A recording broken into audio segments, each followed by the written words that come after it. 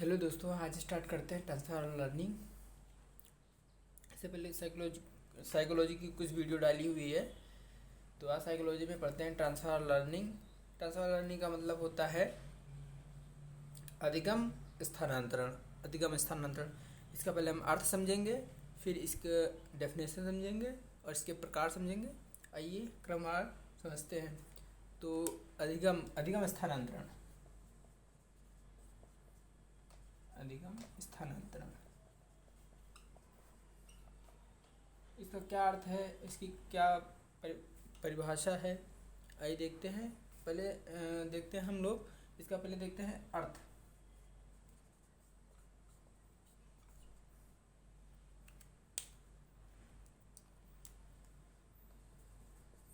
जब किसी एक विषय का जब किसी एक विषय का जब किसी एक विषय का सीखा हुआ ज्ञान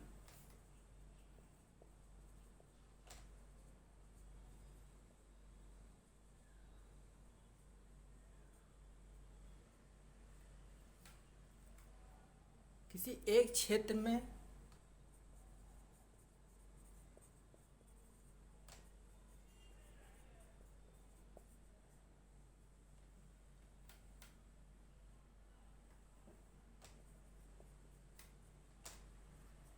प्राप्त अनुभव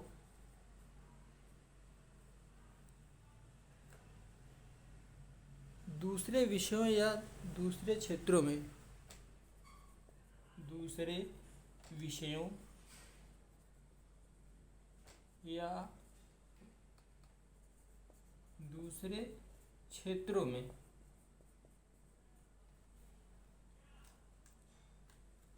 सीखने में सहायता पहुंचाता है।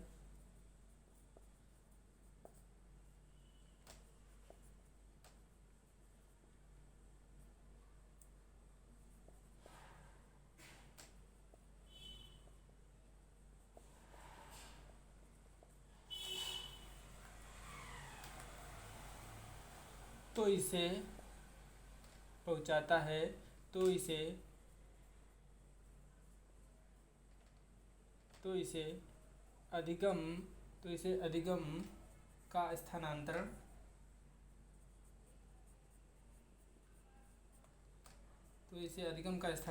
कहा जाता है।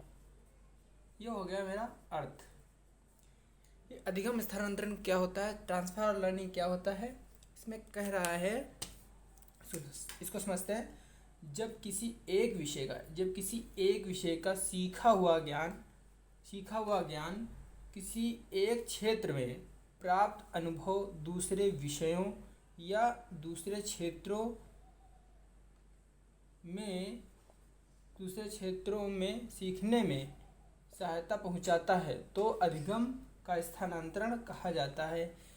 मतलब कहने का ये है कि अगर साइकिल चलाने वाला व्यक्ति बाइक चलाने लगता है, वहाँ सीखने का स्थानांतरण होगा। यानी कि हमारा साइकिल चलाने वाला जो व्यक्ति है, वो एक विषय दूसरा विषय मोटरसाइकिल चलाने वाला, तो उसका स्थानांतरण मोटरसाइकिल चलाने में सहायता पहुंचा रहा है, तो वहाँ पर अधिगम का स्थानांतरण होगा। तात्पर्य इसका ये है। ओके, नेक्स्ट इसकी डेफिनेशन देखते हैं।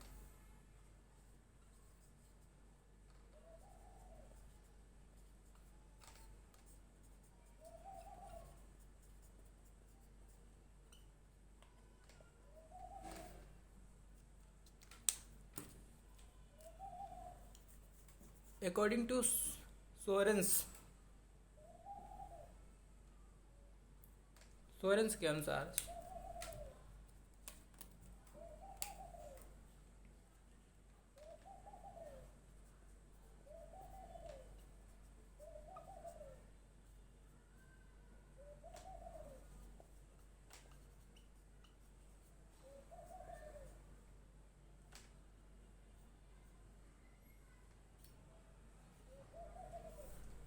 सोरेंसन के अनुसार अधिगम स्थानांतरण का अर्थ क्या है?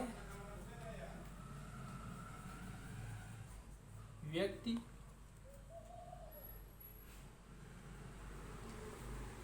स्थानांतरण द्वारा उसी सीमा तक सीखता है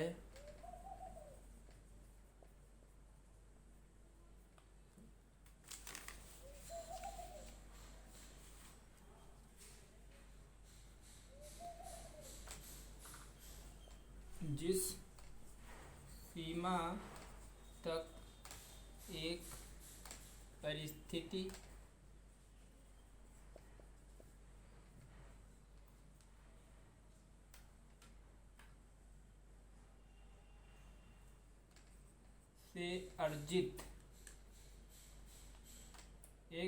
से अर्जित योग्यताएं दूसरे में सहायता देती हैं। एक परिस्थिति से अर्जित योग्यताएं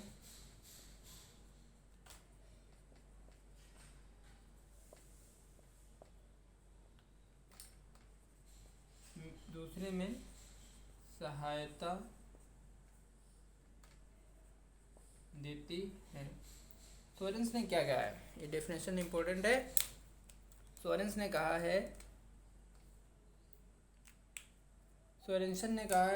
है व्यक्ति स्थानांतरण द्वारा उसी सीमा तक सीखता है जिस सीमा तक एक परिस्थिति से अर्जित ज्ञान या योग्यताएं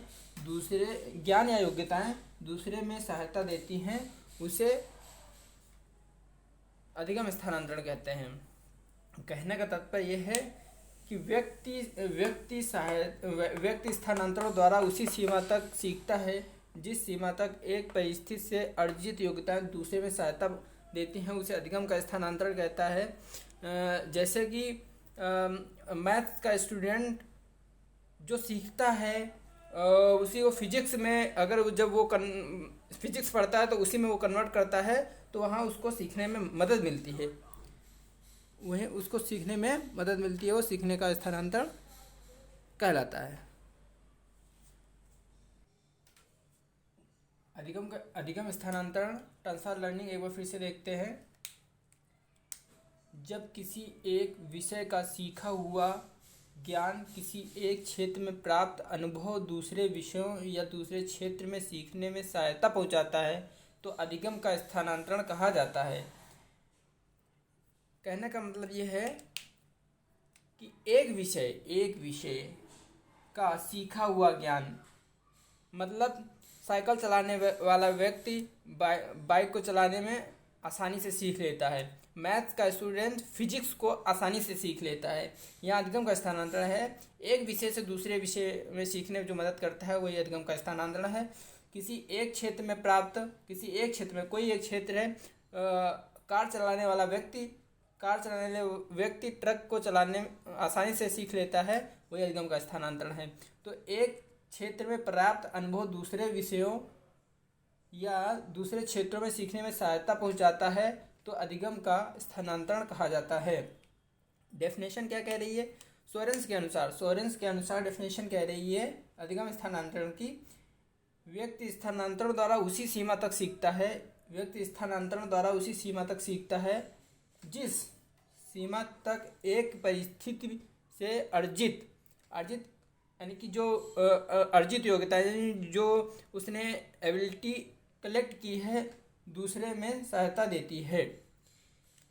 जैसे कि मैंने अभी आपको बताया कि मैथ्स का स्टूडेंट फिजिक्स को आसानी से सीख लेता है या उसको आसानी से सॉल्व कर लेता है, वो अधिगम का स्थानांतरण है।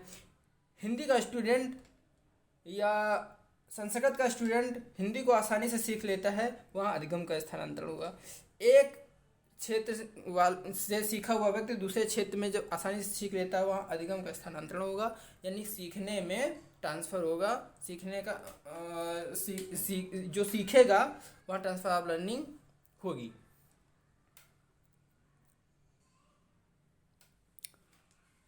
दूसरी परिभाषा देखते हैं क्रो एंड क्रो के अनुसार। एक क्षेत्र में प्राप्त चिंतन की आदतें, अनुभव अथवा ज्ञान की कार्य क्षमता या कौशल अन्य क्षेत्रों में प्रयोग कर सकना ही अधिगम का स्थानांतरण है। अधिगम का स्थानांतरण है। कहने का तात्पर्य है कि जब एक क्षेत्र में हम कोई चिंतन कर रहे हैं, उसमें जो हमारी आदतें हैं या उसका जो एक्सपीरियंस है, अनुभव है, जो उसका एक्सपीरियंस है, जो उसमें हमने ज्ञान प्राप्त किया है, उसका जो हमारा कार्य करने की क्षमता है, तो उसको हम अन्य क्षेत्र में जब प्रयोग कर सकते हैं तो वो हमारा जो अधिगम का स्थानांतरण होगा। जैसे अगर हम संस्कृत में हम कविता लिख सकते हैं, अगर हम संस्कृत में कविता लिख सकते हैं तो हिंदी में भी कविता लिख सकते हैं। उसी तरीके से अगर हम मैथ को सॉल्व कर सकते हैं और तो हम फिजिक्स को भी सॉल्व कर सकते हैं। अगर मैथ के जो है क्वेश्चन सॉल्व कर सकते हैं तो हम फिजिक्स के भी क्वेश्चन सॉल्व कर सकते हैं। तो वहाँ हमारा अधिगम का स्थानांतरण हुआ, यानी कि जो हमारा सीखने का स्थानांतरण हो रहा है। तो क्रो एंड क्रो ने कहा है, एक क्षेत्र में प्राप्त चिंतन की आदतें, अनुभव अथवा ज्ञान की कार्य क्षमता या कौशल अन्य क्षेत्र में प्रयोग कर सकना ही अधिगम का स्थानांतरण है। अधिगम के कितने प्रकार होते हैं? अधिगम कितने प्रकार होते हैं? तो सकारात्मक अधिगम या धनात्मक अधिगम स्थानांतरण, नकारात्मक या ऋणात्मक स्थानांतरण, शून्य स्थानांतरण। सकारात्मक या धनात्मक स्थानांतरण, नकारात्मक या ऋणात्मक स्थानांतरण। नंबर 3 शून्य स्थानांतरण। आइए इनको एक्सप्लेन करते हैं।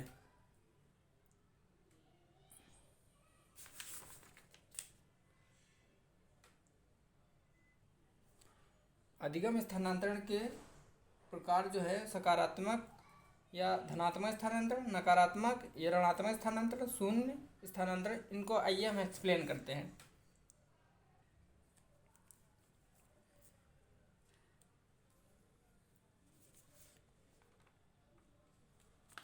अधिगम के प्रकार समझ लिए। आइए अधिगम समझते हैं कि फर्स्ट जो है मेरा अधिगम सकारात्मक अधिगम या धनात्मक, सकारात्मक या धनात्मक अधिगम स्थानांतरण। अधिगम स्थानांतरण के प्रकार हमने समझ लिए।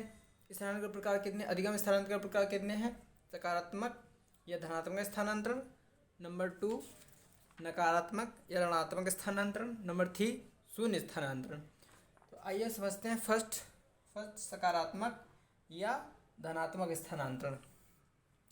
जब एक विषय का सीखा हुआ ज्ञान दूसरे विषय को सीखने में सहायता पहुंचाता है तो इसे सकारात्मक स्थानांतरण कहते हैं। सकारात्मक स्थानांतरण कहते हैं। मैंने इससे पहले भी बता चुका हूं कि सकारात्मक स्थानांतरण वो स्थानांतरण होगा जिसमें एक विषय का दूसरे विषय सीखने में सहायता पहुंचाता है, वो सकारात्मक या धनात्मक स्थानांतरण होता है। जैसे मैथ का स्टूडेंट फिजिक्स को आसानी से सॉल्व कर लेता है या फिजिक्स का स्टूडेंट मैथ को आसानी से सॉल्व कर लेता है, वहाँ सकारात्मक स्थानांतरण या धनात्मक स्थानांतरण होगा। या 3 प्रकार का होता है, क्षैतिज स्थानांतरण, हॉरिजॉन्टल ट्रांसफर, ऊर्ध्व स्थानांतरण, वर्टिकल ट्रांसफर, द्विपार्श्विक स्थानांतरण, बायलेटरल ट्रांसफर।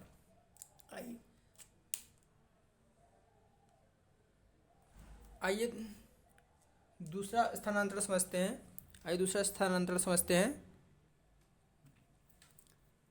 आइए दूसरा देखते हैं, नकारात्मक स्थानांतरण या ऋणात्मक स्थानांतरण। जब एक विषय का सीखा हुआ ज्ञान दूसरे विषय को सीखने में बाधा पहुंचाए तो इसे ऋणात्मक स्थानांतरण कहते हैं। जैसे संस्कृत विषय में सीखा हुआ अनुभव भूगोल के विषय को सीखने में बाधा डालता है तो उसे नकारात्मक या ऋणात्मक स्थानांतरण कहेंगे। जैसे मैंने कहा कि अगर फिजिक्स का स्टूडेंट है, संस्कृत को अगर पढ़ना चाह रहा है तो वहाँ ऋणात्मक स्थानांतरण पड़ेगा, उसको बहुत ही मुश्किल होगी सीखने में। अगर वहीं फिजिक्स स्टूडेंट मैथ को समझ रहा है, बहुत आसानी से सीख लेगा, वहाँ सकारात्मक स्थानांतरण होगा। और यहाँ पर संस्कृत विषय का स्टूडेंट भूगोल विषय को अगर समझना चाह रहा है, सीखना चाह रहा है, तो उसको वहाँ पर दिक्कत होगी। तो इसलिए यहाँ पर ऋणात्मक या नकारात्मक स्थानांतरण हुआ। आइए तीसरा देखते हैं शून्य स्थानांतरण। तीसरा देखते हैं शून्य स्थानांतरण। जब एक परिस्थिति का ज्ञान दूसरे परिस्थिति के ज्ञान में ना ही लाभ पहुंचाए ना ही बाधा डाले तो उसे शून्य स्थानांतरण कहा जाता है। जब एक परिस्थिति का ज्ञान दूसरे परिस्थिति के ज्ञान में ना ही लाभ पहुंचाए ना ही बाधा डाले तो उसे शून्य स्थानांतरण कहा जाता है। ओके।